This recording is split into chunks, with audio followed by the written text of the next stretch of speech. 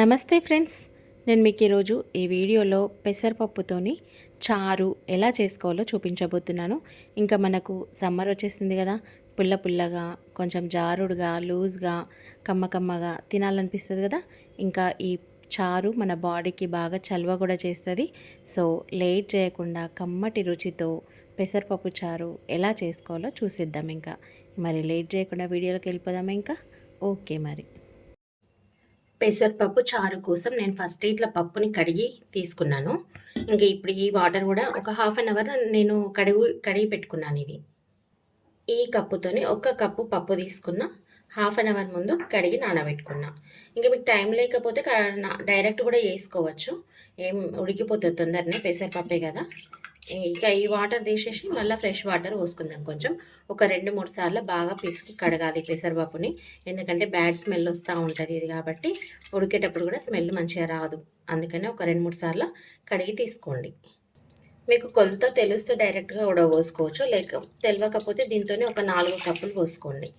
మనకు చారు కోసమే కదా ఎక్కువ పడుతుంది వాటర్. 4 పోస్తున్నా. ఇప్పుడు ఇది పొయ్యి మీద పెట్టుకుందాము. ఇట్లా అంత ఒక దగ్గర కనుక్కొని ఇలా కొంచెం ఎల్లిగడ్డ, జీలకర్ర, కొత్తిమీర, కరివేపాకు వేసుకొని పసుపు వేసుకొని పెట్టుకుందాం. ఒక రెమ్మ కరివేపాకు ఇట్లా కడిగేసి వేసుకోండి. కట్టెలు కూడా వేసుకోండి, మంచి టేస్ట్ వస్తుంది. ఇప్పుడు కొద్దిగా కొత్తిమీర వేసుకోండి. ఒక హాఫ్ టీ స్పూన్ పసుపు వేసుకోండి. ఇది ఎల్లిగడ్డ జీలకర్ర ముద్ద. నేను ఒక ఎల్లిగడ్డని ఒలుచుకొని ఒక టీ స్పూను జీలకర్ర వేసి దంచుకొని ఇట్లా వేసుకుంటున్నా. ఇంకా కొంచెం ఉంచుకున్న పోపులు వేసుకోవడానికి. నేను పోపులు వేసేటప్పుడు కూడా చూపిస్తాను. ఇట్లా వేసుకోవడం వల్ల పప్పు ఉడికేటప్పుడు మంచి కమ్మటి వాసన వస్తుంది, పప్పు కూడా మంచి రుచి అవుతుంది. ఇంకేది పొయ్యి మీద పెట్టుకుందాము. ఇట్లా ఒకసారి కలిపేసి పొయ్యి మీద పెట్టేసుకోండి.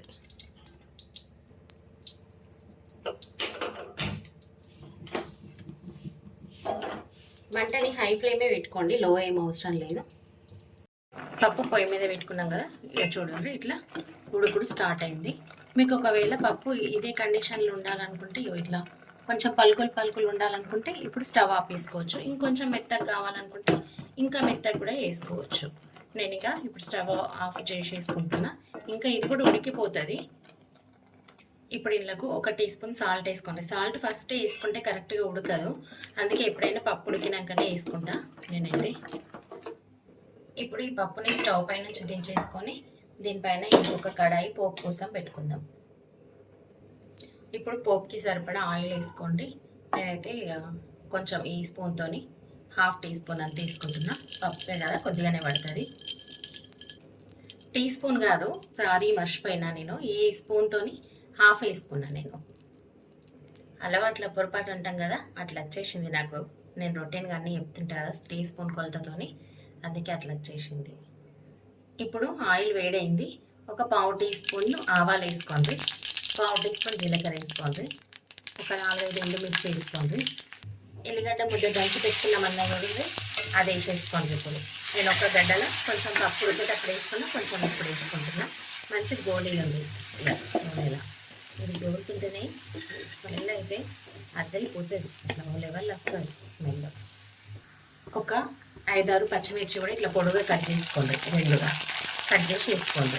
మీ కారంకి సరిపడాలి, అంటే పచ్చిమిర్చి ఒక్కొక్కసారి కారం ఉంటాయి, ఒక్కొక్కసారి తప్ప ఉంటాయి, అట్లా దాని కారం వేసి చూసి వేసుకోండి. ఇక మనం పొడి కారం అయితే వేసుకోండి, ఏమి లేకుండా పచ్చిమిర్చితోనే వేసుకుంటే మంచి కమ్మ ఉంటుంది టేస్ట్. ఇప్పుడు టమాటాలు కూడా వేసుకొని మెత్తగా ఉడికించుకోండి. టమాటాలు వేసినాక కొంచెం ఒక టీ స్పూన్ సాల్ట్ కూడా వేసి కలుపుకుంటే టమాటాలు జల్దీ మగ్గుతాయి అట్లా. ఇప్పుడు కొంచెం కరివేపాకు, కొద్దిగా కొత్తిమీర వేసి కలపండి. నేను ఒక చిన్న ఉల్లిగడ్డ ఇట్లా పొడుగుగా కట్ చేసుకున్నా, దొడ్డుగానే ఉండాలి. ఈ మధ్య మధ్యలో తగులుతుంటే మంచి టేస్ట్ వస్తుంది. కలపండి మళ్ళీ. ఇప్పుడు ఒక టీ స్పూన్ అంతా ఇంగు వేసుకోండి. ఇంగు వేసి కూడా మంచిగా కలపండి. ఒక టీ స్పూన్ పసుపు వేసుకోండి, పసుపు వేసి కూడా బాగా కలపండి.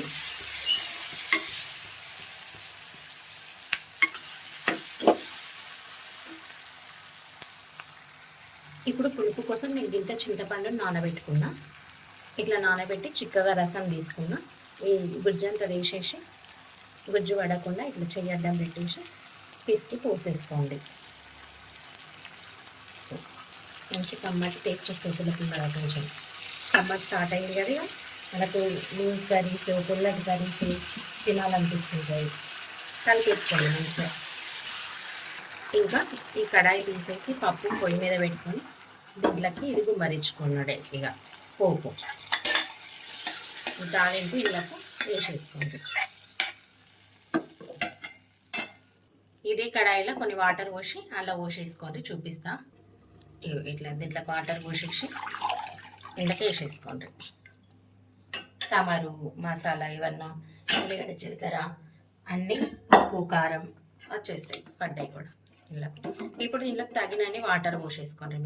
మీకు ఎంత లూజ్నెస్ కావాలా అనేది చూసి పోసుకోండి. చిక్కగా ఉండాలనా పల్చగా ఉండాలనా అని నేను ఇంకా పోసుకుంటా, ఇంట్లోకి చూపిస్తా మీకు. ఇక మనం చారు కదా చేసుకునేది, చారు లాగానే లూజ్గా ఉండాలి కాబట్టి నేనైతే పోసుకుంటున్నా. దీనికి ఇంకో సైడ్ డిష్ అంటే మనకు టేస్ట్ మంచిగా వస్తుంది. టమాటా చట్నీ కానీ మామిడికాయ చట్నీ కానీ సూపర్ కాంబినేషన్. ఇంకా ఇట్లా ఇది మంచిగా మరిగించుకోవాలా. నేనైతే ఇది పోసుకున్నానండి, మీకు సరిపడా చూసి మీరు పోసుకోండి. పప్పు ఇట్లా మసలడం స్టార్ట్ అయినప్పుడు మంచిగా కలిపేసుకోవాలి. బాగా మసలాలి, మరీ చిక్కగా అయ్యేదాకా ఉంచుకోవద్దు.